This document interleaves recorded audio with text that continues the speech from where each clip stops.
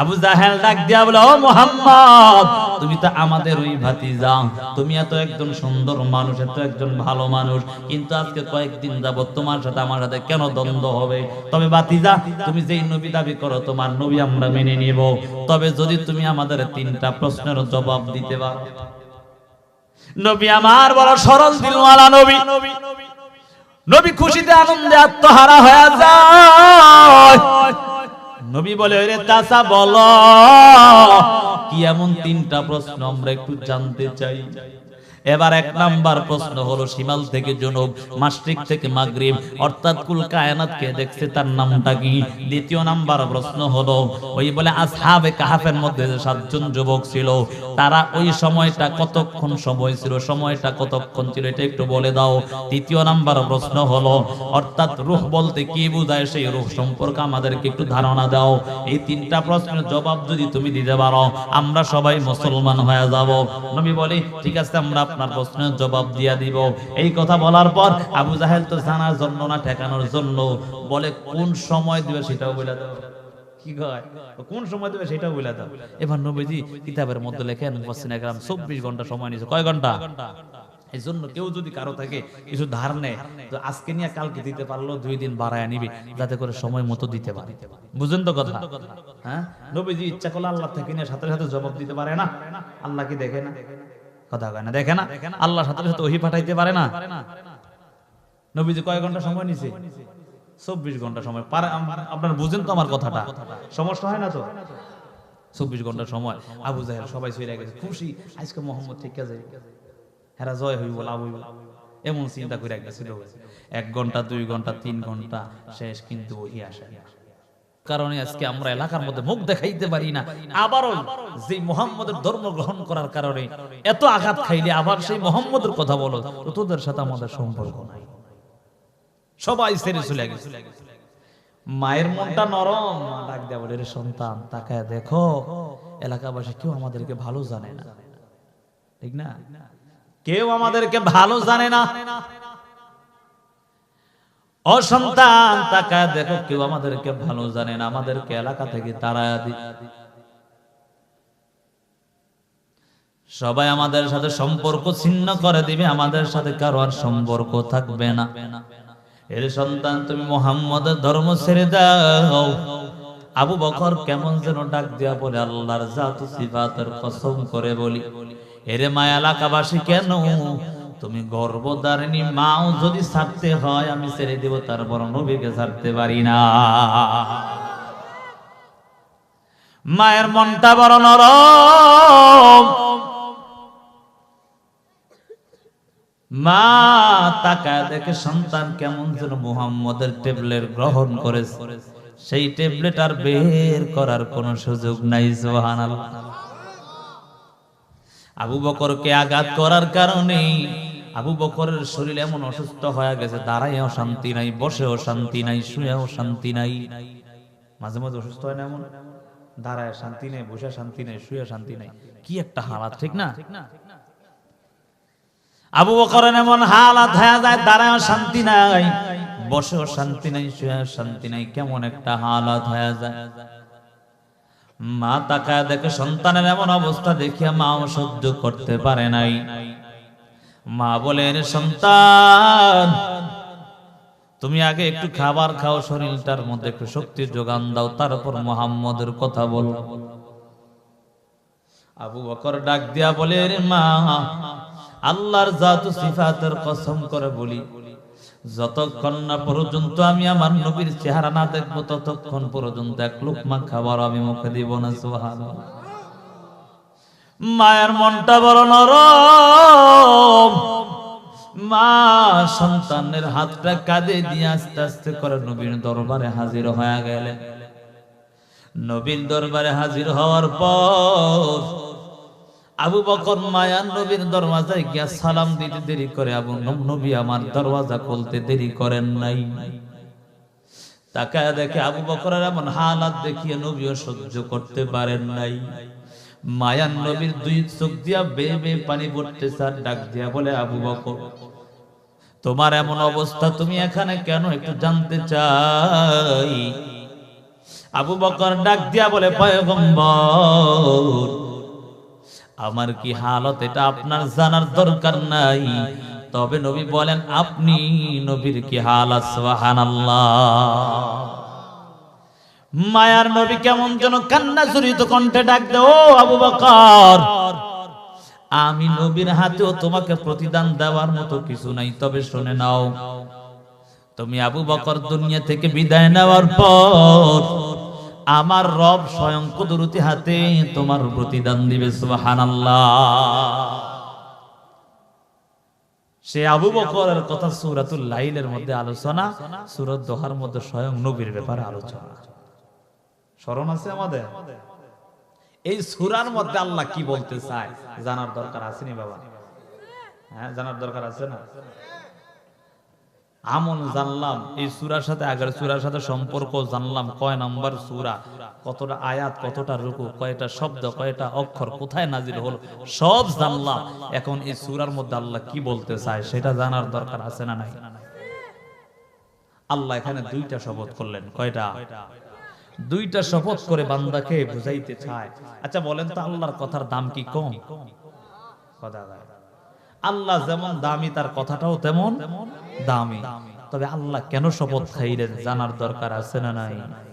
বান্দার তবিয়ত, খাসিয়ত, আদত, অভ্যাস হলো যে কোনো জিনিসের কসম খাইলে তার কাছে মূল্য বেশি বোঝায়, ঠিক না বাবা?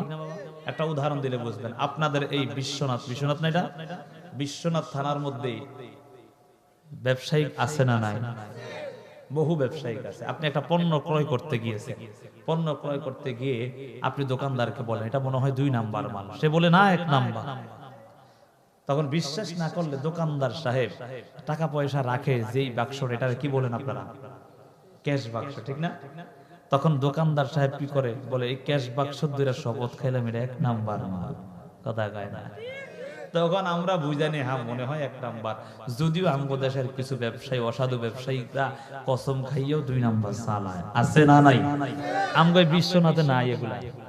আরে নাই, আছে, থাকলো আল্লাহ ভালো বানায় দেয়। এখন দাওয়াত দিছেন আমারে কষ্ট করে, যদি আমি আপনাকে বিরুদ্ধে কইতে হয় না, চিন্তা করছেন আমার চাচা কয় কি, আমি আপনাকে বিরুদ্ধে কই না, যে 2 নাম্বারই করে তারে কই। কথা কয় না? সিলেটের মানুষের ভালোবাসে, এজন্য কেউ জাহান্নামে যাব না, আমরা সবাই জান্নাতে যাব ইনশাআল্লাহ। পারবেন তো ইনশাআল্লাহ? আল্লাহ কবুল করেন। তো ওই লোকটা ব্যবসায়ী, তার মূল্যবান জায়গার ধইরা শপথ খাইছে এটা 1 নাম্বার, ঠিক না? তখন আমরা বুঝে নিতে মনে হয় 1 নাম্বার, এবার 2 নাম্বার চালো আর 3 নাম্বার চালো, সেটা জানার দরকার নেই। আল্লাহ তাআলা শপথ খাইলেন, বান্দার তবিয়ত হলো শপথ খাইলে মূল্য তার কাছে বেশি বোঝায়। তা আল্লাহ প্রথম শপথ খাইয়া দুনিয়াদারেরও ফায়দা বুঝালেন, দিনদারেরও ফায়দা বুঝালেন। ওয়াদ-দুহা ওয়াল-লাইলি ইযা সাজা, আল্লাহ বলেন দিনের আলোর কসম আল্লাহ করলেন।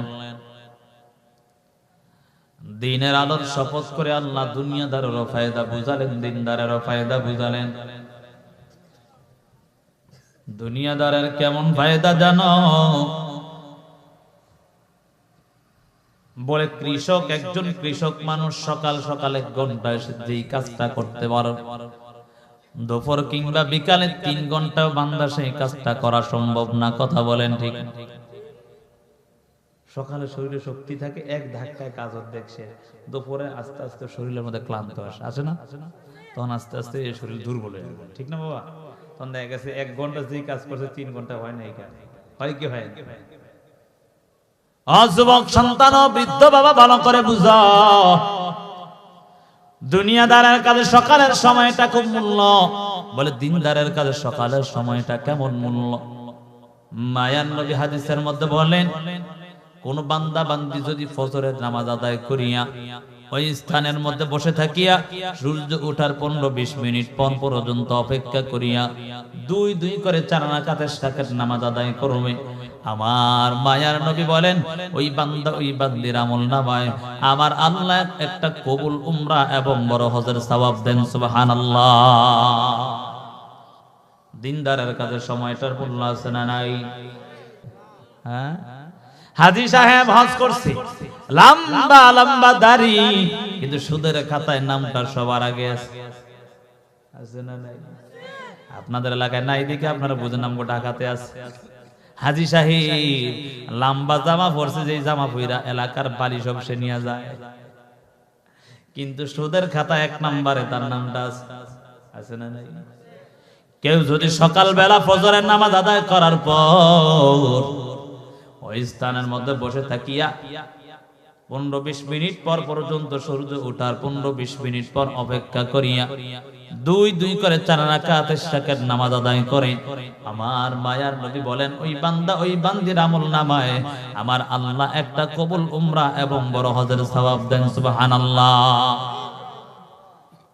ওয়াল্লাইলি ইযা সাজা, নিজুম রাতের কসম আমার আল্লাহ করলেন, নিজুম রাতের কসম করিয়া দুনিয়াদারের ফায়দা বুঝালেন, দিনদারের ফায়দা বুঝালেন। যুবক ভাই, বৃদ্ধ বাবা, পর্দার আম্মা জানেরা, বলে দুনিয়াদারের কেমন ফায়দা? দুনিয়াদার সারাটা দিন কাজ করার পর শরীরটার মধ্যে কেমন যেন ক্লান্ত ভাব চলে আসে, আর রাত্র যত গভীর হয় দুনিয়াদার ঘুমটা তত বেশি হয়, ঠিক নেই? আর ঘুমের মাধ্যমে বান্দার ক্লান্তি দূর হয়ে যায়। আমার রব 30 নাম্বার পারায় সূরা নাবার মধ্যে আল্লাহ বলেন, ওয়াজআলনা নাওমাকুম সুবাতা, আমার আল্লাহ নিদ্রাকে দিয়েছে মানুষের ক্লান্তি দূর করার জন্য, ঠিক না? দুনিয়াদার সারাটা দিন কাজ করার পর রাত্র যখন গভীর হয়, রাত্র গভীরে আমার আল্লাহর বান্দা বান্দিরা রাত্রে ঘুমাইয়া তত বেশি মজা পায়। আর দিনদারের কেমন ফায়দা জানো? ওই দিনদার না রাত্র যত গভীর হয়, ওই দিনদারদের রাত্র গভীর যত বেশি হবে আমার মাওলার সাথে সম্পর্কটা তত বেশি হবে। কথা বলেন ঠিক? রাত্র যত গভীর হয় যায় নামাজ বিছাইয়া আমার মাওলার সাথে তার সম্পর্কটা তত বেশি হয়ে যায়। অতীব গভীর হয় রজনী যখন নীরবে প্রভুর নাম জপিও তখন, প্রভুর করুণা যদি পাইবার চাও, প্রভুর করুণা যদি পাইবার চাও, গভীর রাতে উঠে প্রভুর গুণগান গাও, গভীর রাতে উঠে প্রভুর গুণগান গাও। যুবক ভাই, বৃদ্ধ বাবা, ও পর্দার মাগো, আজকে রাত্র গভীর, তুমি তাকাইয়া দেখো মোবাইলের গুনায় লিপ্ত হয়ে আস। দুনিয়ার জমিনে তোমাকে কেউ দেখে না, একজন দেখে, তিনি হলেন আমার রব। যুবক সন্তান, তুমি চিন্তা করছো তোমাকে মা দেখবে, বাবা দেখবে, এই জন্য তুমি দরওয়াজা আটকায়া দিলা। মা দেখলে তোমার বড় লজ্জা হবে, বাবা দেখলে তোমার বড় হায়া হবে, এই জন্য তুমি দরওয়াজা আটকাইয়া তারপর মোবাইলের গুনাহে লিপ্ত হয়ে গেছো। যুবক সন্তান, আজকে তুমি তোমার মায়ের ভয় করিয়া, বাবার ভয় করিয়া তারপর গুনার কাজে লিপ্ত হইলা, ওই দরওয়াজা আটকাইয়া মোবাইলের গুনায় লিপ্ত। তুমি মনে করেছো কেউ দেখে না দেখে আমার একজন আমার রব আল্লাহ। এই অবস্থায় যদি আজরাইল তোমার সামনে এসে উপস্থিত হয়ে যায়, আজ যদি আমার আল্লাহ তাআলা আজরাইল পাঠায় দেয়, আর এই অবস্থায় যদি তোমার মৃত্যু হয়ে যায়, আজকে দুনিয়ার জমিনে তুমি সবার ভয় করিয়া দরওয়াজা আটকাইলা, দেখলে লজ্জা হবে। ওই কঠিন হাসরের ময়দানে আমার রব যখন আপনাকে আমাকে গুনাহগার বলিয়া ডাক দিবে, লজ্জা কোথায় যাবে? ওই সময় মায়ার নবী বলেন, তাহিয়াউনা কামা তামুতুন ওয়া তামুতুনা কামা তাহিয়াউন। ও দুনিয়ার উম্মতের দল শোনো, দুনিয়ায় তোমার চলন যেমন হবে, হাসর মরণ তোমার তেমন হবে, আর মরণ তোমার যেমন হবে হাসরও কিন্তু তেমন হবে। গুনাহগার করিয়া, গুনাহ করিয়া তারপর তুমি দুনিয়া থেকে বিদায় নিলা, ওই কঠিন হাসরের ময়দানে আমার রব তোমাকে যখন গুনাহগার বলে ডাক দিবে, তখন ওই সময় হালাতটা কেমন হয়ে যাবে? এই জন্য যুবক সন্তান, এই সময়টাকে মূল্য দিয়া দিয়া রাত্র গভীর বেলা উঠি আমার মাওলার কাছে কান্না করো। যুবক ভাই, এই রাত্র গভীরে যদি আমার মাওলাকে ডাক দিতে পারো, আমার রব কেমন দয়ালু আল্লাহ। যুবক সন্তান জানোনি, তুমি দুনিয়ার মালিকের কাছে একবার চাইলে মালিক তোমাকে একবার দিবে, দ্বিতীয়বার চাইলে তোমাকে তাড়ায়া দিবে। কথা বলেন ঠিক না? আপনি একবার দুইবার যান, দেখবেন আপনার উপরে তাড়ায়া দিবে। অথচ আমার রব কিন্তু এমন না, ঠিক নি? আমার রব এমন একজন রব, যত আমার রবের কাছে চাইবে আমার রব তত বেশি খুশি হয়ে তোমাকে দান করবে। এ যুবক ভাই, বৃদ্ধ বাবা, রিজিকের অভাব আমার মাওলার কাছে কান্না করো, আমার মাওলা তোমাকে দিতে দেরি করবে না। অতএব আমরা চাইতে জানি না, এই জন্য পাই না, ঠিক না? চাওয়ার মতো চাইলে আল্লাহ সাথে সাথে দিবেন, ঠিক নি? এজন্য চাইতে হবে বাবা, রাত্র গভীর উঠে আল্লাহর কাছে কান্না করতে করতে। ভোর রাত্রে আল্লাহ প্রথম আসমান আয়েশা ডাক দেয়, এ আমার গোলাম, কি প্রয়োজন তুই আমার কাছে চা। গ্রামীণ ব্যাংকে দৌড়ানোর প্রয়োজন নাই, সোনালী ব্যাংকে দৌড়ানোর প্রয়োজন নাই, লোন ওঠানোর জন্য, কিস্তি উঠানোর জন্য কোনো প্রয়োজন নাই। আসেনি কিস্তি আপনার এলাকাত? নাই, আরে নাই। হায় রে কপাল, এই কিস্তি যারে ধরছে এর জীবন ধ্বংস। যতই গোনাম নেই দেখবেন, যত সুযোগ পায় মনে করে অনেক কিছু, একবার অনেক টাকা দিছে, হুজুর আপনি আম করে দিবেন, এবারে আম করে অনেক উপকার করে। ওরে বাপরে কি উপকার, ঠিক নি? আপনার দিবে কোত্থেকে? আগে তো করছে হাসানা ছিল না হুজুর, আগে ছিল না, অথচ এখন নাই কেন? আপনারা আমার দোষের কারণে। কথা কয় না, ঠিক নি?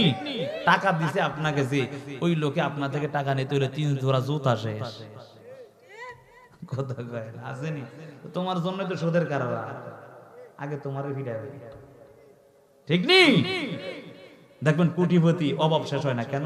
ওই যে লোন উঠে রাখছে ব্যাংকের সাথে সম্পর্ক, 50 লক্ষ টাকা দিয়ে বাড়ি করছে, আরো 50 লাখ লাগবে, অথচ আমরা কোন রকম দিন না দিন আমগো চলে, ঠিক নি? এজন্য যুবক ভাই, ও বৃদ্ধ বাবা, তোমার কোন জিনিসের প্রয়োজন হয়েছে আমার রবের কাছে কান্না করো, রব তোমাকে দিয়া দিবে। নবীরা এবং সাহাবায়ে কেরামরা যদি কোনো বিপদের মধ্যে পড়ে যেতেন, নামাজের মধ্যে দাঁড়ায় যাই, ইয়া আইয়ুহাল্লাযীনা আমানুস্তাঈনু বিস-সাবরি ওয়াস-সালাহ ইন্নাল্লাহা মা'আস-সাবিরিন। এর ঈমানদারের দল, নামাজ এবং ধৈর্যের মাধ্যমে আমার রবের কাছে সাহায্য চাও। যুবক সন্তান, বৃদ্ধ বাবা, তাহলে বুঝলাম আমরা এই দুইটা শপথকে আল্লাহ দুইটা সময়ের মূল্য বুঝালেন। এই দুইটা সময় যদি আমরা ঠিক মতো কাজে লাগাইতে পারি, তাহলে আমার আর আপনার দুনিয়া তো দামি হয়ে যাইবে, আখিরাত তো দামি হয়ে যাইব। এর যুবক সন্তান, আমি কিন্তু বললাম এই সূরার মধ্যে আল্লাহ স্বয়ং নবীর ব্যাপারে আলোচনা করছে, ঠিক নেই? এখন নবীর ব্যাপারে কোন জায়গায় আলোচনা করছে জানার দরকার আছে না?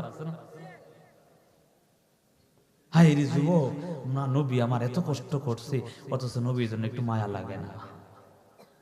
ওই বেঈমানরা, নেইমার, মেসি, তাদের জন্য খুব মায়া। হ্যাঁ, আরে কপাল ভরা যুবক রে, বুঝলি না রে, তারা জাহান্নামী, তোমারও জাহান্নামে নিয়ে যাবে। আমগো বাংলাদেশটারে পর্যন্ত চিনি না ঠিক মতো, বুঝেন না কথা? কেমন করে বেঈমানের ভালোবাসা নেই, অথচ নবী বলে আলমার উমা আমান আহাব্বা, যার সাথে যার মোহাব্বত হাসরও কিন্তু তার সাথে হবে। ও কলিজার টুকরা যুবক ভাই, আজকে তুমি তোমার একটা চিন্তাও করলা না, ওই বেঈমানের ভালোবাসা তোমার অন্তরে ঢুকাইলা, ওই বেঈমানের ভালোবাসা ঢুকাইয়া তাদের মতো চুলগুলি কাটলা, তাদের মতো পোশাক পরিয়া, তাদের ছবিটা দিয়া তোমার পোশাকটা বানাইলা। ও কলিজার টুকরা যুবক ভাই, ওই বেঈমানের দল তোমার জন্য কিছু করে না, জানো? আমার মায়া নবী তোমার আর আমার জন্য কতই না কষ্ট করেছে যুবক ভাই, জানো না যুবক ভাই? আমার মায়া নবী কতই না কষ্ট করেছে এই কালেমার জন্য, এই কোরআনের জন্য, দ্বীনের জন্য। মায়ার নবী কত রকম কষ্ট, বেঈমানদের নির্যাতন সহ্য করেছে। আমার মায়ার নবী ওই তায়েফের জমিনে কালেমার দাওয়াত দিতে গিয়া ওই বেঈমানের দলেরাও আমার নবীর উপর এত আঘাত করেছে, জানো? ওই তায়েফবাসীরা তাদের ছোট ছোট সন্তানদেরকে লেলিয়ে দেয়, যা যা যা ওই মক্কার জমিন থেকে কুরাইশ বংশের আব্দুল্লাহর বেটা মুহাম্মদ একজন পাগল আসছে, নাউজুবিল্লাহ, তাড়াতাড়ি তাকে পাথর ডিল মেরে তাড়ায় দাও। আমার নবীর উপর এত আঘাত আর এত আঘাত, আমার মায়ার নবী যেই নবীর উপর মশামাছি পড়াও হারাম ছিল, সেই নবীর উপর ওই পাথর ডিল মারার কারণে নবী আমার একে একে তিনবার অচেতন হইয়া জমিনের মধ্যে পড়ে যায়। আমার আল্লাহ সহ্য করতে পারেন নাই, কারণ আমার আল্লাহর বন্ধু হলেন হাবিবুল্লাহ, আমার নবী কথা বলেন ঠিক নি? হ্যাঁ, হাবিবুল্লাহ অর্থ বন্ধু, খলিলুল্লাহ অর্থ বন্ধু। বলে তবে বন্ধু বন্ধু বড় ব্যবধান আছে না নাই? কথা কয় না। ইব্রাহিম বন্ধু, আমার নবীও কিন্তু আল্লাহর বন্ধু, তবে বন্ধু বন্ধু বড় ব্যবধান আছে না নাই? আমার নবী হলেন ইমামুল আম্বিয়া, সমস্ত নবীদের ইমাম। ও যুবক ভাই, ও বৃদ্ধ বাবা, একটু চিন্তা করো, আমার মায়ার নবী এমন একজন নবী হাবিবুল্লাহ, আর ইব্রাহিম হলো খলিলুল্লাহ, দুইটার অর্থই বন্ধু, তবে বন্ধু বন্ধু বড় ব্যবধান। খলিলুল্লাহ মানে হলো এমন বন্ধু যে আমার আল্লাহকে খুশি করার জন্য নমরুদের আগুনে ঝাঁপ দেয়, ঠিক নি? নমরুদের আগুনে ঝাঁপ দিছে না? আর হাবিবুল্লাহ এমন বন্ধু যে আল্লাহ আমার নবীকে খুশি করার জন্য আরশে আজিমে নিয়ে যায়, ঠিক নি? আরে নবী আমার তায়েববাসীর কাছে গিয়েও যখন আল্লাহর নবী ওই বেঈমানদের কাছে কোনো ঠাই পায় না, তারপরেই তো আল্লাহ তাআলা মেরাজে নিয়ে গেছে, কথা কয় না ঠিক নি? নবীজির আদরের স্ত্রীকেও হারাইছেন, চাচাকেও হারাইছেন, তারপর তায়েবে চলে গেল, হায় রে তায়েববাসীরাও তাড়ায় দিল নবী। তারপর আল্লাহ তাআলা সান্ত্বনা দেওয়ার জন্য সুবহানাল্লাযী আসরা বিআবদিহি লাইলাম মিনাল মাসজিদিল হারাম ইলাল মাসজিদিল আকসা আল্লাযী বারাকনা হাওলাহু লিনুরিয়াহু মিন আয়াতিনা ইন্নাহু হুয়াস সামিউল বাসীর। মূল বিষয়টা হলো মহান পবিত্র সত্তা যিনি তার প্রিয় বান্দাকে রাত্রিবেলা ভ্রমণ করিয়েছেন মসজিদে হারাম থেকে আকসা পর্যন্ত, কথা কয় ঠিক না? আরে আল্লাহ কেন নিছে? আল্লাহ বা আল্লাহর নবীকে খুশি করার জন্য, দেখানোর জন্য, ঠিক না? সেই নবীর উপরে তো আঘাত, এটাকে আল্লাহ সহ্য করতে পারে? বাবা বলেন পারে?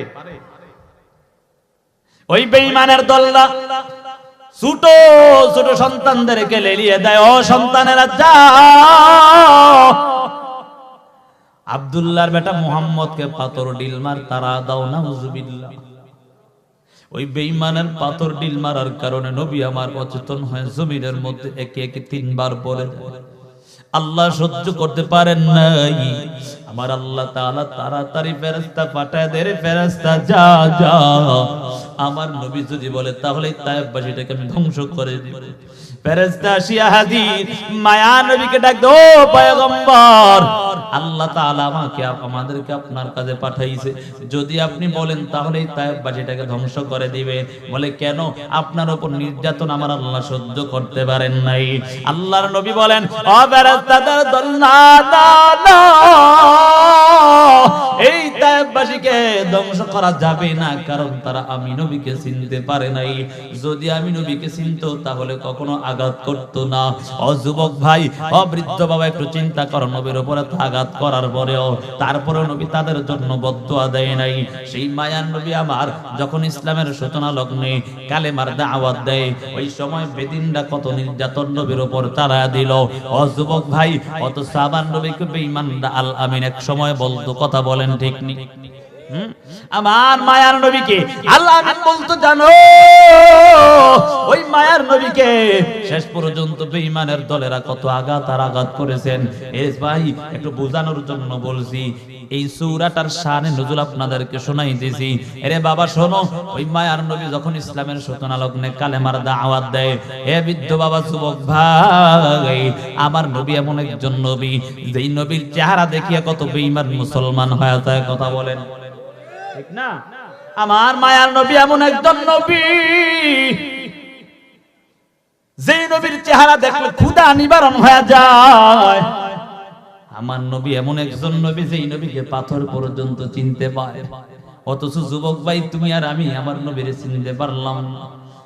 কলিজার টুকরা যুবক ভাই, আমার নবী কেমন একজন নবী, আমার মায়ার নবী আবু বকরকে ডাক দিয়া বলে, আবু বকর আপনাকে নিয়ে আমি হিজরত করব। আমার আল্লাহ তাআলা হিজরত করার আদেশ দিবে। এই মক্কার জমিনে বেঈমানদের নির্যাতন সহ্য করতে না পেরে আমার আল্লাহ আদেশ করবে মক্কা ছেড়ে মদিনায় হিজরত করব। আল্লাহর নবী, মায়ার নবী, প্রিয় সাহাবী আবু বকরকে নিয়ে রওনা। আবু বকরকে নিয়ে হিজরত করতেছেন। মায়ার নবী হিজরত করে করে চলতেছে। নবী আমার কেমন যেন শরীরটার মধ্যে ক্লান্ত ক্লান্ত ভাব চলে আসছে। নবীজির সাহাবায়ে কেরামরা তো নবীজির এমন কষ্ট সহ্য করতে পারেন নাই। অথচ আজকে যুবক সন্তান কেমন ভাবে নবীর কলিজায় আঘাত দেয় আছে না নাই? ও যুবক ভাই, ও বৃদ্ধ বাবা, আজকে নবীর কলিজায় কেমন ভাবে আঘাত দাও। আবু বকর তাকাইয়া দেখে নবী আমার কেমন যেন ক্লান্ত ক্লান্ত ভাব।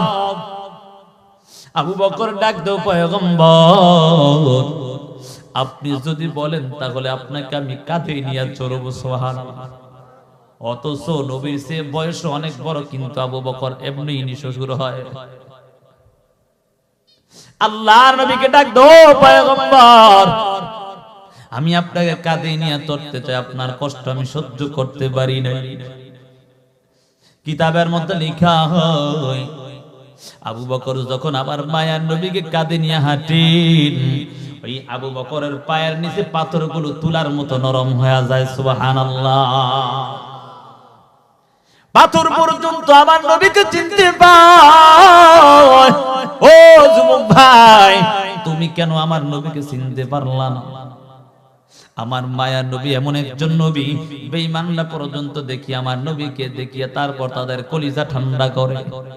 ওই আবু জাহেল, আবু লাহাব সবাই একে একে বলে কেউ যেন মুহাম্মদের কাছে না যায়, মুহাম্মদের কোরআন না শুনে। অথচ রাত্র গভীরে আবু জাহেল, আবু লাহাব সবাই লুকায় লুকায় গিয়ে নবীর কোরআন শুনে আছে না না? ও যুবক ভাই, আমার মায়ার নবী কেমন নবী জানো? নবীর চেহারা দেখিয়ে বেঈমানরা মুসলমান হয়। ইসলামের শতনালগ্ন মুসলমানের সংখ্যা ছিল কম। ওই সময় মক্কার জমিনে একটা বাণিজ্য মেলা হইতো। কি হইতো? বাণিজ্য মেলা। মেলার মধ্যে লোক কম হয় না বেশি হয়? আমরা গেলাম, মেলা হয় না মাঝে মাঝে? মেলার মধ্যে লোক কম না বেশি? দেখবেন মাহফিলের সময় দোকান বাড়বে, দোকান বাড়ে মানুষ বেশি থাকে, বুঝলেন এই কথা? মেলার মধ্যে মানুষ বেশি। আচ্ছা বলেন তো, আপনারা আমার দাওয়াত দিয়ে যদি এই কথাগুলো আপনারা বলেন, হুজুর আমাকে প্রত্যেকের ঘরে ঘরে গিয়ে আপনি এই কথাগুলো বলবেন, এই কথাটাই, এটা কি সম্ভব? কিন্তু এখানে আমি একবার বললে সবাই একবারে শুনে ফেলা সম্ভব, ঠিক না? নবীজি চিন্তা করলেন মক্কার জমিনে বাণিজ্য মেলা হয়, ওইখানে গিয়া কারণ নবীর চেহারা দেখলে বেঈমান মুসলমান হয়। সুবহানাল্লাহ। নবী যদি একবার একটা কথা বলতে পারে, অনেক মানুষ শুনে নবীর কথা মুসলমান হয়ে যাবে। সুবহানাল্লাহ। নবীজি তো হিকমতওয়ালা নবী। এই চিন্তা করে বসে আছে। বেঈমানের দলেরা শুনে ফেলেছে নবীজি বাণিজ্য মেলায় গিয়ে কোরআনের দাওয়াত দিবে। আবু জাহেল, আবু লাহাব, উতবা সাহেবা নবীর বিরুদ্ধাচরণ শুরু করছে। কিভাবে মুহাম্মদরে ঠেকানো যায় না? আল্লাহর নবী শুনতে পাচ্ছে যে তারা নবীর বিরুদ্ধাচরণ করে। নবী আমার কেমন যেন সিজদায় পড়ে ডাক দেয়, ও দয়ার মালিক, ও দয়ার আল্লাহ, আপনি দেখায় দেখেন বেঈমানরা আমার উপর চড়াও হয়ে লাগলো। যদি বেঈমানরা এমন করে, আমি কেমন করে কালেমার দাওয়াত দিব? আল্লাহ কুদরতি ভাবে আওয়াজ দেয়, ও পয়গম্বর আপনার কাজ আপনি চালায়া দেন। আপনার কাজ হলো দাওয়াত দেওয়া, আর আমি রবের কাজ হলো প্রত্যেকের কর্ণকুহরে পৌঁছায় দেওয়া। সুবহানাল্লাহ। মায়া নবী প্ল্যান করে আছে, নবী আমার বাণিজ্য মেলায় যাবে, সবাইকে একবারে কালেমার দাওয়াত দিবে, অনেক মানুষ মুসলমান হয়ে যাবে। কিন্তু ওই বেঈমানের দলেরা চক্রান্ত করিয়া করিয়া সবাই মিলিয়া ওই যে আগে আমার নবীর কাছে সবাই আসিয়া দেখা করত, কারণ সবাই আমার নবীকে দেখলে তাদের কলিজাটা বড় ঠান্ডা হয়ে যাইত। এই জন্য সবাই একে একে করে আগে নবীর কাছে গিয়া পর দেখা করতেন, তারপর তাদের কাজের মধ্যে যাইতেন। ওই বেঈমানের দলেরা আমার নবীর বিরুদ্ধাচরণ করিয়া মক্কার প্রত্যেকটা অলি গলিতে লোক বসাইয়া তাদের লোকগুলো বসাইয়া তারা বিরুদ্ধাচরণ শুরু করে দেয়, যাতে করে মুহাম্মদের কাছে কেউ না যায়। নাউজুবিল্লাহ। এমন একটা হালাত হয়ে যায়, যখন বাণিজ্য মেলার দিন হয়ে গেল, ওই সময় সবাই একে একে আগে নবীর কাছে যায়, কিন্তু বেঈমানের দলেরা তাদের লোক বসায় দেয়। বলে কোথায় যাও কোথায় যাও? বলে আমরা আগে আব্দুল্লাহর বেটা মুহাম্মদকে দেখতে যাই। বলে কেন? না না, সে তো পাগল হয়ে গেছে। নাউজুবিল্লাহ। মানুষের একটা তবিয়ত আদত অভ্যাস হলো কি জানেন, যে জিনিস বাধা দেব ওই জিনিস বেশি করে। বুঝেন নাই কথা? বেঈমানের দলেরা তাদের লোক করে কয়, এই কই যাও? মুহাম্মদের কাছে দেখো। কেন? তারা না দেখলে তো কলিজা ঠান্ডা হয় না। সুবহানাল্লাহ বলবেন না? বেঈমান কিন্তু কি কয়, তারা না দেখলে তো কি হয় না, কলিজাটা ঠান্ডা হয় না। সুবহানাল্লাহ বলবেন না? বলে না না, বড় পাগল হয়ে গেছে। এই কথা বলার পর ওই সমস্ত লোকেরা ডাক দিয়া বলে, এত সুন্দর একজন মানুষ যারা দেখলে এত ভালো লাগে, সে আবার কেমনে পাগল হয়? কয় না না, বড় পাগল হইছে। ওয়া মাকারু ওয়া মাকারাল্লাহ ওয়া মাকারু ওয়া মাকারাল্লাহ ওয়াল্লাহু খায়রুল মাকিরিন।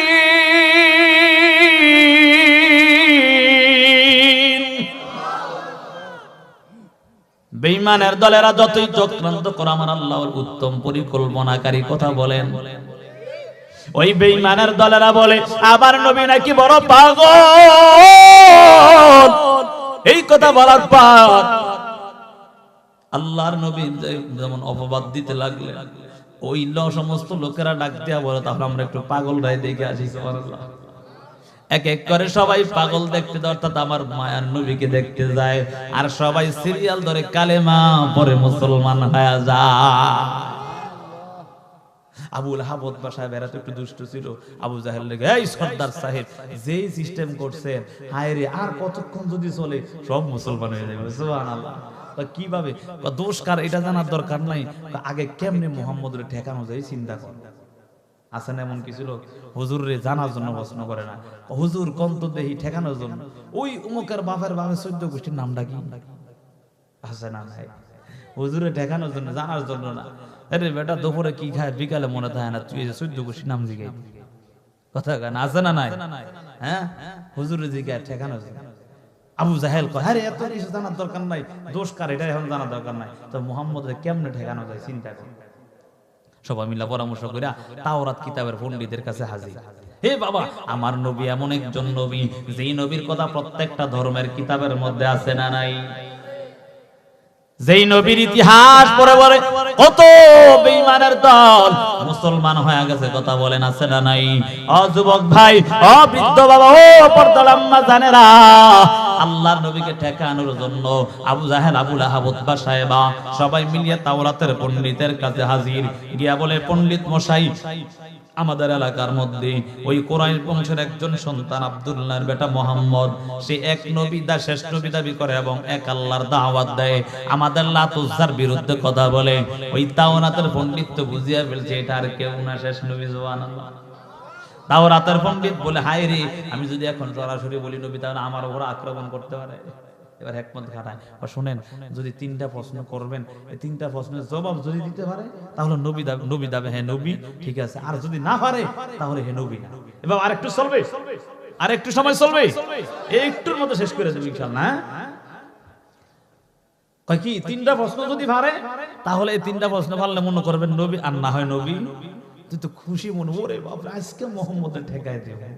আসেনি এমন চিন্তা করে, 3টা প্রশ্ন তাড়াতাড়ি কোন 3 প্রশ্ন লিয়ে গেছে দৌড়ে, পথের মধ্যে গেছে, আরে উতবা ডাক দিয়া কয়, এই আবু জাহেল সর্দার, কয় কি প্রশ্ন শিখাইছেন, উত্তর শিখছেন? কয় না। তো মুহাম্মদ কিন্তু বড় চালাক মানুষ, যদি আবার আমার উল্টা প্রশ্ন করে আবার দিছে তো। এই পণ্ডিত মশাই, যাই প্রশ্ন শিখাইছেন, উত্তর শিখাইছেন? কয় না, উত্তর শিখার না, যদি মুহাম্মদ আমার প্রশ্ন করে কি উত্তর দিব? বুঝলেন না কথা? প্রশ্ন শিক্ষা দিছে তো। এবার নবীর কাছে গিয়া, আব্দুল্লাহর বেটা মুহাম্মদ, তুমি তো আমগোই ভাতিজা, দেখবেন দুষ্টু মানুষ কিছু মিষ্টি মিষ্টি কথা কয় মাঝে মাঝে, আছে না নাই? দুষ্ট লোকের মিষ্টি কথা গনায় বসে কাছি, কথা দিয়া কথা নেয় প্রাণী মারে শেষে। ঠিক নেই? দুষ্ট লোকের মিষ্টি কথা গানে বসে কাছি, কথা দিয়া কথা নেই প্রাণী মারে শেষে। আবু জাহেল ডাক দিয়া বলে, ও মুহাম্মদ, তুমি তো আমাদের ওই ভাতিজা, তুমি এত একজন সুন্দর মানুষ, এত একজন ভালো মানুষ, কিন্তু আজকে কয়েকদিন যাবত তোমার সাথে আমার সাথে কেন দ্বন্দ্ব হবে? তবে ভাতিজা, তুমি যেই নবী দাবি করো তোমার নবী আমরা মেনে নিব, তবে যদি তুমি আমাদের 3টা প্রশ্নের জবাব দিতে পারো। নবী আমার বড় সরল দিলওয়ালা নবী, নবী খুশিতে আনন্দে আত্মহারা হয়ে যায়। নবী বলে, ওরে চাচা বলো, কি এমন 3টা প্রশ্ন আমরা একটু জানতে চাই। এবার 1 নাম্বার প্রশ্ন হলো শিমাল থেকে জুনুব, মাশরিক থেকে মাগরিব, অর্থাৎ কুল কায়নাতকে দেখছে, তার নামটা কি? দ্বিতীয় নাম্বার প্রশ্ন হলো ওই বলে আসহাবে কাহাফের মধ্যে যে 7 জন যুবক ছিল, তারা ওই সময়টা কতক্ষণ সময় ছিল, সময়টা কতক্ষণ ছিল, এটা একটু বলে দাও। তৃতীয় নাম্বার প্রশ্ন হলো অর্থাৎ রূহ বলতে কি বোঝায়, সেই রূহ সম্পর্কে আমাদেরকে একটু ধারণা দাও। এই 3টা প্রশ্নের জবাব যদি তুমি দিতে পারো, আমরা সবাই মুসলমান হয়ে যাব। নবী বলে, ঠিক আছে, আমরা আপনার প্রশ্নের জবাব দিয়া দিব। এই কথা বলার পর আবু জাহেল তো জানার জন্য না, ঠেকানোর জন্য বলে, কোন সময় দিবে সেটাও বলে দাও।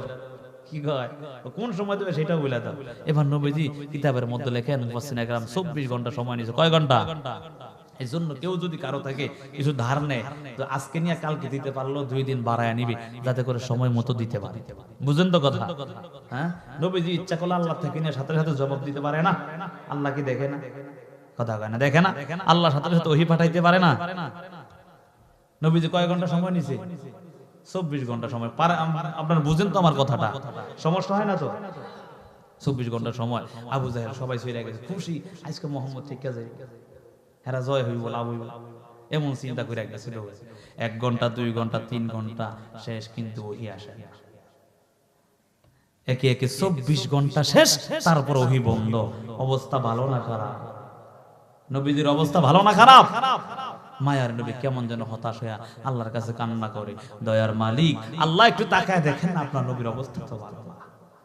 হায় রে, ওই বেঈমানের দলেরা গিয়া ডাক দিয়া বলে, ও আব্দুল্লাহর বেটা মুহাম্মদ, তোর আল্লাহ বুঝি তোরে ভুলে গেছে, নাউজুবিল্লাহ। সমস্ত মুসলমানের দল গৃহবন্দীর মতো হয়ে গেল। ওই বেঈমানের দলেরা গিয়া বলে, এরে মুসলমানের দল, যেই মুহাম্মদের কাছে যাও, সেই মুহাম্মদের আল্লাহ তো মুহাম্মদকে ভুলে গেছে, নাউজুবিল্লাহ। একে একে 24 ঘন্টা না, 1 দিন, 2 দিন, 3 দিন, 14 দিন পর্যন্ত ওহী বন্ধ। অবস্থা ভালো না খারাপ? নবী আমার কান্না করে বলে, দয়ার মালিক, ও দয়ার আল্লাহ, তাকে দেখেন আপনার হাবিবের অবস্থা ভালো না। মুফাসসিরিনে কেরাম লেখেন, নবী আমার ওই সময় এমন বড় বড় সিজদা দিতেন, যার কারণে কপাল মোবারক কালো কালো দাগ পড়ে গেছে।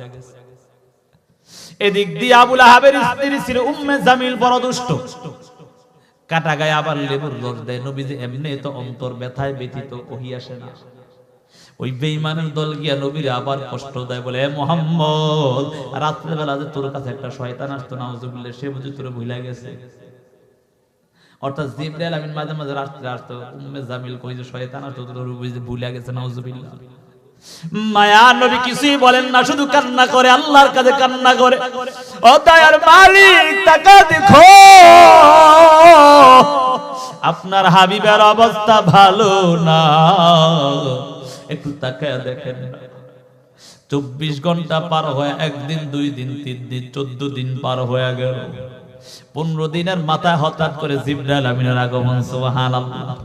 মা ওয়াদ্দাকা রাব্বুকা ওয়া মা ক্বালা ওয়ালাল উলা ওয়ালা সাওফা ইউতিকা রাব্বুকা ফাতারদা আলাম ইয়াজিদকা ইয়াতীমান ফাআওয়া।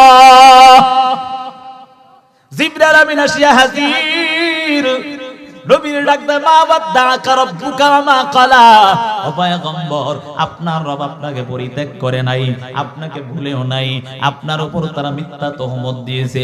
এবার নবী ডাক দেয়, ও জিবরাইল আমিন, যদি আল্লাহ নাই ভুলে থাকে, তাহলে এতদিন কেন আসে না? প্রশ্ন আছে না নাই? হ্যাঁ, আসেনি? নবী আমার ডাক দেয় বলে, আমার আল্লাহ কি আমাকে দেখে নাই? বলে হ্যাঁ সব দেখে, তারপরেও আমি আসতে পারি না, আল্লাহ হুকুম দেয় নাই। জিবরাইল আমিনকে বলে, আরে জিবরাইল তুমিও কি আমার কাছে আসতে পারলা না? জিবরাইল বলে, ও পয়গম্বর আমি তো হলাম হুকুমের গোলাম, আমার আল্লাহ যা আদেশ করবে আমি তো তাই করতে পারি, আর আমার নিজের থেকে কিছু করতে পারি নাই। আল্লাহর নবী বলে, কেন আসো না? এবার জিবরাইল ডাক দিয়া বলে, ও পয়গম্বর আপনার কাছে যখন বেঈমানরা প্রশ্ন জানতে চেয়েছে, প্রশ্নের জবাব, ওই সময় আপনি বলছেন প্রশ্নের জবাব দিবেন ঠিক, তবে ইনশাআল্লাহ বলেন না। কথা কয় না, বুঝেননি কথা? হ্যাঁ, এজন্য কি নবী ভুল করছেন না? আল্লাহ নবীর মাধ্যমে উম্মতরে শিক্ষা দিয়েছে। কথা কয় না, ঠিক নেই? আল্লাহর নবীকে ডাক দো, পয়গম্বর আপনি যখন বেঈমানের প্রশ্নের জবাব দিবেন বলছেন, কিন্তু ইনশাআল্লাহ বলেন নাই। আপনার উম্মতদেরকে জানায়া দেন, তারা যখন কোনো কাজ করবে যেন ইনশাআল্লাহ আগে বলে নেন। সুবহানাল্লাহ। ও যুবক ভাই, ও বৃদ্ধ বাবা, ও পর্দার আম্মা জানেরা, আল্লাহর নবী এমন ভাবে বলতেছেন, আরো বহু ব্যাখ্যা দিয়েছেন, সময় স্বল্প, এজন্য বাবা বোঝানোর জন্য বলছি। আল্লাহর নবী এভাবে শুনতেছেন। আর যেমন জিবরাইল আমিন আয়াতগুলো পড়ে আল্লাহর নবীর উপর যখন আয়াতগুলো নাজিল হচ্ছে, মা ওয়াদ্দাআকা রাব্বুকা ওয়া মা ক্বালা ওয়ালাল আখিরাতু খায়রুল লাকা মিনাল উলা। ও নবী আমার, নবী তো অন্তরটা এমনি ব্যথায় ব্যথিত, 14 দিন পর্যন্ত আসে না। আল্লাহর নবীকে আল্লাহ তাআলা আয়াত পাঠাইয়া নবীকে সান্ত্বনা দেয়, ওয়ালাল আখিরাতু খায়রুল লাকা মিনাল উলা। ও পয়গম্বর আপনার ইহকাল থেকে পরকালই উত্তম, অর্থাৎ এই দুনিয়ার থেকে আপনার পরকালই কিন্তু উত্তম। নবী আমার যখন এমন ভাবে বয়ান করতেছেন, জিবরাইল আমিন আয়াতগুলো দিতেছেন এমন ভাবে, ওই সময় আল্লাহর নবী কেমন যেন এমন একটা হালত, আস্তে আস্তে সময়টা আস্তে ভালো দিকে যাচ্ছে। এবার ডাক দিয়া বলে, ও পয়গম্বর আপনার ইহকাল থেকে পরকালই উত্তম, ওয়ালা সাউফা ইউতিকা রাব্বুকা ফাতারদা। ও নবী আমার, আপনাকে চিরই এমন কিছু আল্লাহ দান করবেন যা পেয়ে আপনি সন্তুষ্টি হয়ে যাবেন। যুবক সন্তান, ওয়ালাল আখিরাতু খায়র, এখানে খায়র মানে মুফাসসিরিনে কেরাম ব্যাখ্যা করেন হাউজে কাউসারের কথা বোঝানো হয়েছে। বলে হাউজে কাউসার কি? মায়ার নবী একদিন বয়ান করতেছেন, বয়ানের মধ্যে হাউজে কাউসারের কথা বলেছেন। সাহাবায়ে কেরাম প্রশ্ন করলেন, ও পয়গম্বর আপনার হাতও দুইটা, কিন্তু এত কোটি কোটি লক্ষ লক্ষ উম্মতকে আপনি কিভাবে হাউজে কাউসার পান করাবেন? আল্লাহর নবী এই কথা যখন শুনলেন, নবী সাথে সাথে একটা হাদিস তেলাওয়াত করলেন, ইয়াশফাউ ইয়াউমাল কিয়ামাতি সালাসা আল আম্বিয়া সুম্মাল উলামা সুম্মাশ শুহাদা। আল্লাহর নবী ডাক দেয়, ও সাহাবায়ে কেরাম শোনো শোনো, ওই হাসরের ময়দানে আমার আল্লাহ যখন আমাকে অর্ডার করে দিবে, আপনি সুপারিশ করেন হাউজে কাউসারের জন্য, এবং আপনি উম্মতদের জন্য সুপারিশ করতে থাকেন। ওই সময় নবী আমার এক নম্বরে হলো সমস্ত নবীদেরকে অর্ডার করে দিবেন, আপনারা আপনাদের উম্মতদেরকে হাউজে কাউসার পান করান। আমার নবী দ্বিতীয় নাম্বার অর্ডার করে দিবেন আল আম্বিয়া, দ্বিতীয় নাম্বার হলো নবীগণদের পরে আল্লাহর নবী বলেন, তারপর হলো উলামায়ে কেরাম, উলামায়ে কেরামদেরকে আল্লাহর নবী বলবেন আপনাদের সাথে যাদের সম্পর্ক ভালো তাদেরকে আপনারা পান করান। সুবহানাল্লাহ। ও যুবক ভাই, এজন্য উলামায়ে কেরামদের সাথে সম্পর্ক রাখতে পারবো নি। ও যুবক ভাই, উলামায়ে কেরামদের সাথে কখনো বিদ্বেষপূর্ণ আচরণ করা যাবে না। ওই উলামায়ে কেরামদের সাথে যদি সম্পর্ক ভালো হয়, তাহলে হাসরের ময়দানে তোমরা একসাথে জান্নাতে যেতে পারবা। ও যুবক ভাই, কলিজার টুকরা যুবক সন্তান, তৃতীয় নাম্বার হলো আল্লাহর নবী বলেন যারা শহীদ হয়েছে আল্লাহর রাস্তায়, তাদেরকে আল্লাহর নবী অর্ডার করে দিবেন আপনারা আপনাদের সাথে যাদের সম্পর্ক ভালো তাদেরকে পান করান। এবার মায়ার নবী ডাক দেয়, ও সাহাবায়ে কেরাম আমি নবীর হাতে কারা পান করবে জানো? যারা দুনিয়ার জমিনে থাকিয়া আমি নবীকে ভুলে নাই, আমি নবীর সুন্নতকে ছাড়ে নাই, আমি নবী তাদেরকে আমার হাতে পান করাবো। ওই যুবক সন্তান, তুমি দাড়িটা কামাইয়া আমার নবীর কলিজায় কেমন ভাবে আঘাত দাও, আর নবীর কলিজায় আঘাত দেওয়া যাবে না, ওই জাহান্নামের আযাব সহ্য করতে পারবে না।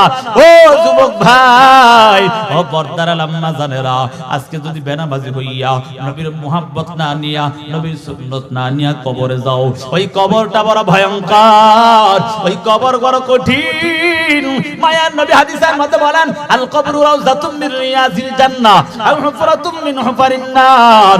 ও দুনিয়ার উম্মতের দল শুনে নাও যারা বেঈমান নাফরমান গুনাহগার হইয়া ওই অন্ধকার কবরে যায়, ওই কবরটা তাদের জন্য জাহান্নামের গর্ত হয়ে যাবে। ওই কবরের মধ্যে রাখার পর মুনকার নাকির প্রশ্ন করবে, রবের পরিচয় দাও, ধর্মের পরিচয় দাও, নবীর পরিচয় দাও। যদি গুনাহগার বেঈমান নাফরমান হয়ে কবরে যায়, ওই সময় শুধু বলবে হায় হায় লা আদেরি, হায় রে আমি কিছুই জানি না।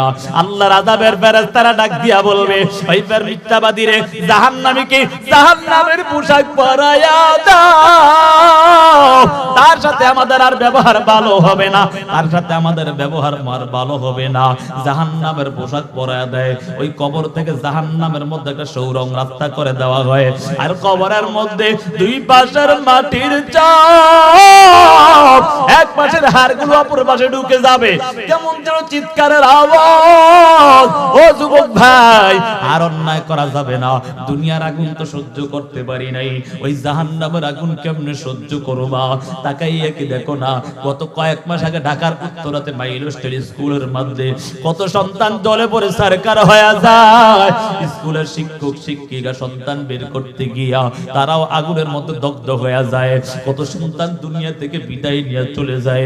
মা কান্না করে আমার সন্তান নাই, বাবা কান্না করে আমার সন্তান নাই, অনেকে কান্না করে আত্মীয় স্বজন নাই, কেউ কাঁদে আমার ভাই নাই, কেউ কাঁদে আমার বোন নাই। ও যুবক ভাই, এই জন্য অন্যায় করা যাবে না, নামাজ ছাড়া যাবে না, মা বাবার কষ্ট দিয়া জীবনটা ধ্বংস করা যাবে না। ওই জাহান্নামের আগুন লাগা মাত্র কলিজা পর্যন্ত বুনা বুনা হয়ে যাবে, পানির পিপাসায় কাতর, কেমন ভয়ঙ্কর হালত হয়ে যাবে, এমন কঠিন হালত। আল্লাহকে ডাকবে, ও দয়ার মালিক, ও দয়ার আল্লাহ, একটু পানি দাও। আল্লাহ তোমার কোন ডাকেই শুনবে না। হাজার হাজার বছর ডাকার পর আমার আল্লাহ রক্তপুঞ্জ পানি ঘামগুলোকে একত্রিত করিয়া আগুনের পাত্রের মধ্যে করিয়া ওই বেঈমানকে দেওয়া হবে। ওই গুনাহগার হাতে দেওয়ার পর হাতের মধ্যে যত গুস্তগুলো খসে করে জমিনের মধ্যে পড়ে যাবে, কেমন যেন এমন ভয়ঙ্কর হালাত হয়ে যাবে। আবারও কান্না করে আল্লাহকে ডাকবে, আল্লাহ একটু পানি দাও না। যুবক ভাই, ক্ষুধার যন্ত্রণায় কাতর হয়ে যাইবা, আমার আল্লাহ জাক্কুম ফল দিবে। জাক্কুম ফল গলার মাঝামাঝি যাওয়ার পর ভিতরে যাবে না, উপরে উঠবে না, কাটা যুক্ত এই গলার মাঝামাঝি আটকায় কেমন যেন নিঃশ্বাস বন্ধ হয়ে যাবে, কিন্তু মৃত্যু হবে না ওইখানের মধ্যে। যুবক ভাই, ওই আযাব সহ্য করতে পারবি না, আর কত নামাজ পড়বি, আর কত আমার নবীর কলিজায় আঘাত দিবি, আর কত মা বাবারে কষ্ট দিবি। না, আর অন্যায় করা যাবে না, আর জীবনে মা বাবারে কষ্ট দেওয়া যাবে না, আর জীবনে নামাজ ছাড়া যাবে না। ও যুবক ভাই, ওই জাহান্নামের আযাব সহ্য করতে পারবি না রে যুবক ভাই, এমন কঠিন হালাত হয়ে যাবে, এমন ভয়ঙ্কর অবস্থা। জানো, পানির পিপাসায় কাতর হইয়া আল্লাহকে ডাকবে, ও দয়ার মালিক, ও দয়ার আল্লাহ, একটু পানি দাও না। আল্লাহ তোমার আর কোন ডাকেই শুনবে না। নিরুপায় হইয়া এই রক্তপুঞ্জ পানি ঘামগুলোকে যখন চেহারার সামনে নেওয়া হবে, সাথে সাথে চেহারার গোশতগুলো কইসা জমিনে পুড়ে যাবে। হাতেও গোশত নাই, চেহারার মধ্যেও গোশত নাই, কেমন যেন কঙ্কালের মতো হয়ে যাইবা। আবার আল্লাহকে ডাকবা, আল্লাহ তোমার কোন ডাকেই শুনবে না। আবার নিরুপায় হইয়া এই রক্তপুঞ্জ পানি ঘামগুলোকে যখন মুখের মধ্যে দেওয়া হয়, সাথে সাথে ভিতরের নারীপুরি পিছনের রাস্তা দিয়া বের হয়ে যাবে। এমন ভয়ঙ্কর হালত। এখন তো 9,30,00,000 মাইল দূরে সূর্য, ওই সময় আমার আল্লাহ এক হাত বাঁধা সূর্যটাকে উপরে নিয়ে আসবে। আল্লাহ তাআলা বলবে, এরে সূর্য, তোর 12টা মুখ দ্বারা তাপ দেওয়া আরম্ভ করে দাও। সূর্যের তাপে জমিটা তামা তামা হয়ে যাবে, হাসরের ময়দানটা তামা তামা হয়ে যাবে। গুনাহগার বেঈমানের মাথার মগজগুলো টাস টাস টাস টাস করে বেটে যাবে। এই জন্য যুবক ভাই, এখন থেকে তওবা করো, আর জীবনে অন্যায় করা যাবে না, আর জীবনে মা বাবার কষ্ট দেওয়া যাবে না, আর জীবনে নামাজ ছাড়া যাবে না, আর জীবনে বেপরদায় চলা যাবে না। ও মা বোনের দল, এখন থেকে তওবা করে নাও। সামনে রমজান আসতেছে, এখন থেকে রোজা রাখিয়া অভ্যাস করতে হবে। আর রোজা ছাড়া যাবে না, তারাবিহের নামাজ ছাড়া যাবে না, আমার আল্লাহর কোনো বিধান ছাড়া যাবে না। যদি খাঁটি নিয়ত হয়, তওবার নিয়তে দুটো হাত আমার আল্লাহকে দেখায়া দাও। ও আল্লাহ কবুল করে নাও। ও আল্লাহ জাহান্নামের আযাব থেকে হেফাজত করেন আল্লাহ। ও দয়ার মালিক, ও দয়ার আল্লাহ, প্রত্যেকটা যুবক সন্তানকে আপনি কবুল করেন আল্লাহ। প্রত্যেককে তওবার উপর মজবুত হয়ে চলার তৌফিক দান করেন। যারা অসুস্থ সুস্থতার জিন্দেগি দান করেন আল্লাহ। প্রত্যেকটা যুবক সন্তানকে খালিদ বিন ওলীদের সাথে কবুল করেন আল্লাহ। এলাকার মা বোনদের সকলকে আপনি কবুল করেন। এই মাহফিলকে কবুল মঞ্জুর করেন আল্লাহ। ও দয়ার মালিক, সকলকে তওবার উপর মজবুত হয়ে চলার তৌফিক দান করেন, আমিন। মুনাজাত দিয়া দিমু। الحمد لله رب العالمين والصلاة والسلام على أشرف الأنبياء والمرسلين وعلى آله وأصحابه أجمعين يا أرحم الراحمين يا أرحم الراحمين يا أرحم الراحمين أدير مالك أدير الله قدرة النظر ديتك দেখো আল্লাহ, এই গভীর রাত, এই শীতের সময় আপনার বান্দারা আপনার ভুলে না।